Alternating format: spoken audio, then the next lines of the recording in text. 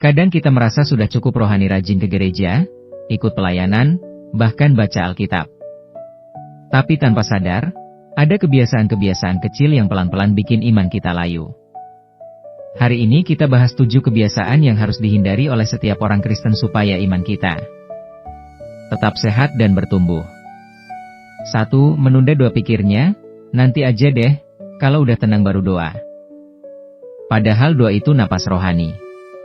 Kalau kita tunda, hati kita makin jauh dari Tuhan. Tips, mulailah dari doa singkat di tengah aktivitas. Jangan tunggu momen sempurna. 2. Baca Alkitab hanya saat butuh jawaban cepat. Banyak yang buka Alkitab cuma pas lagi butuh petunjuk atau penghiburan. Firman Tuhan bukan Google yang hanya kita akses saat darurat, dia makanan setiap hari. Tanpa firman, iman kita cepat lemah. 3. Hadir di gereja, tapi hati di tempat lain. Datang fisik, tapi pikiran sudah mikirin kerjaan atau makan siang. Yesus bilang, Bapa mencari penyembah yang menyembah dalam roh dan kebenaran. Kalau hadir, hadir sepenuh hati. 4. Pelayanan hanya sebagai rutinitas. Kalau pelayanan cuma jadi checklist, hati kita cepat kering. Pelayanan harus lahir dari kasih kepada Tuhan, bukan sekadar kewajiban. 5. Menghindari persekutuan. Ada yang merasa cukup dengan ibadah online atau sendirian.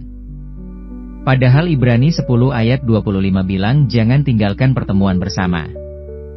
Kita butuh saling menguatkan, bukan jalan sendiri. 6. Tidak mengampuni. Hati yang menyimpan kepahitan adalah ladang subur bagi kebekuan rohani.